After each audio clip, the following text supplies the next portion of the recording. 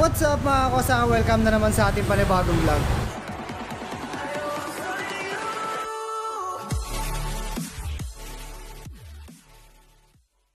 Kararating ko lang galing Commonwealth. Kaya naman ako umuwi dahil kailangan nang iparehistro ang aking motor na si Ruduka. Kaya naman dali-dali kong inayos itong si Ruduka. Ang ginawa ko mga kakosa, eto, pinalitan ko agad siya ng headlight. Then, syempre yung side mirror, obligadong palitan natin yan. Balik tayo sa stock. Itong Akrapovic natin na pipe, yan na rin ang gagamitin natin sa pagpaparehistro. Itong swing arm extension, tuwing magpaparehistro naman ako, hindi ko naman tinatanggal yan kasi ilang beses na ako nagpaparehistro na hindi naman nasisita yung ating swing arm extension. Bago tayo pumunta sa LTO, kailangan i-check muna natin sa Ruduka kung gumagana lahat. Baka kasi pagdating doon, may problema pala, sayang yung araw pagpunta natin doon. Dito makikita nyo naman, yung high niya gumagana. Then check natin yung low. Ayan, nagana rin yung low. Then signal light. Ayan, nagana. Kabila, nagana rin. Kabila naman, na signal light, nagana. Nagana rin naman. Ngayon, ang check naman natin ay yung foot brake nya.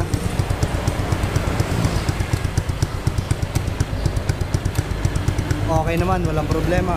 Ngayon, ito namang handbrake, check natin kung iilaw din yung sa likod.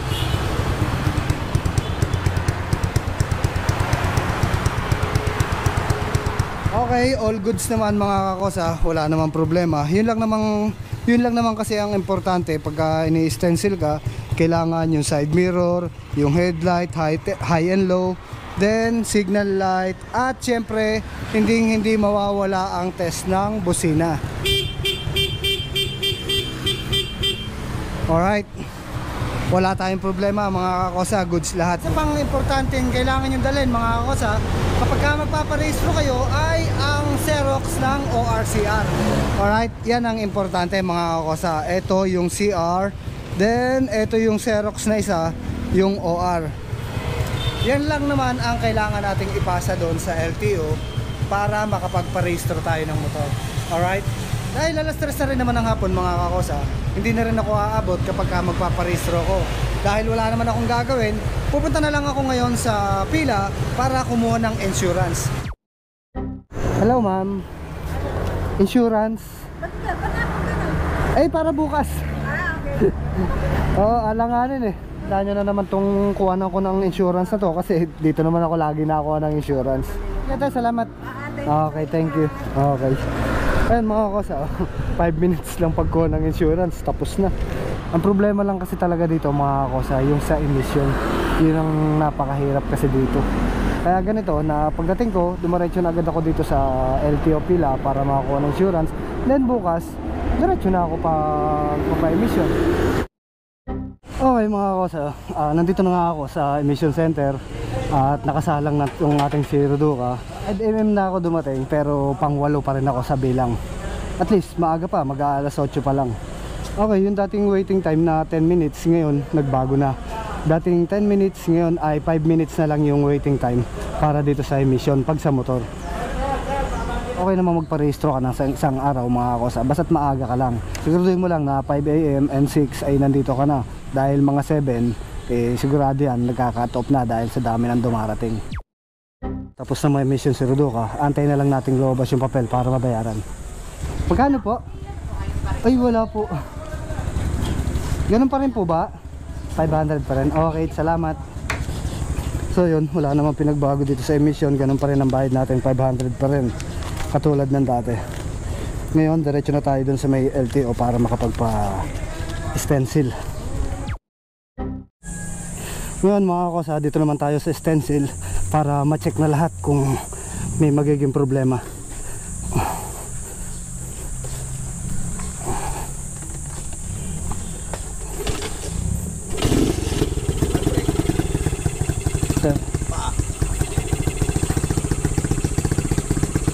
Signal kanan. Signal light. Kusina.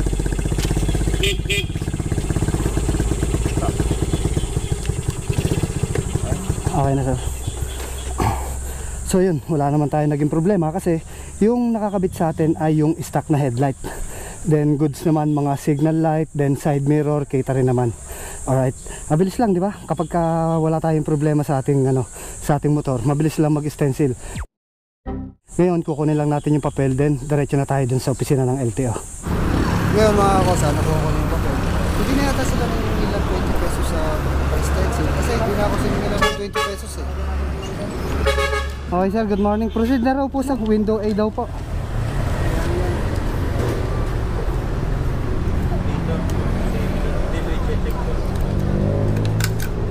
Okay, salamat. Okay, sige. Yo! Okay, thank you, thank you. Ayun. Window A, diretso na tayo sa window A. Ma'am, ito po. Ito pa lang po tinatawag na monitor po na Okay, sige po, sige po. At nasa loob na nga tayo ng opisina ng LTO.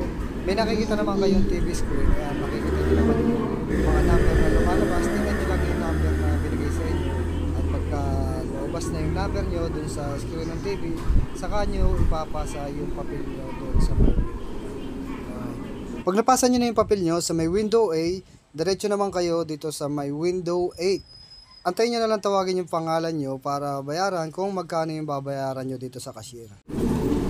Okay na, tinawag na yung pangalan ko at eto at magbabayad na nga tayo. Magbabayaran ko ay 255 pesos. Okay, thank you po. Okay, ngayon mga kakosa, nakatapos na nga ako pagpaparehistro at ito na yung aking bagong rehistro. Alright, mas mababa ngayon kasi dati ang pagkakatanda ko ay 279 yung pinagbayaran ko dito dyan sa loob ng LTO. Ngayon, ang binayaran ko ay 255. Then sa insurance, ulitin ko, ang binayaran ko sa insurance ay 600. Nagpa-emission naman ako mga kakosa, ang binayaran ko naman doon ay 500 sa emission center.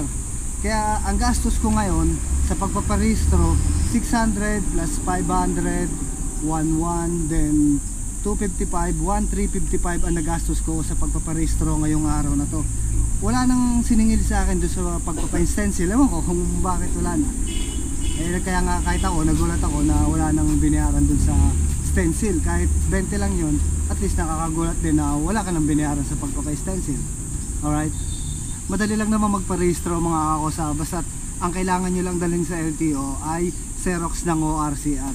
Hindi nyo na kailangan magpalakad. Mapapapanghal pa kayo pag nagpalakad kayo. O pagka sariling lakad nyo, umabot lang ng 1,350 yung binayaran ko. Kaya ganun lang din yung babayaran nyo kapag kayo lumakad at nagparehistro ng motor nyo sa LTO.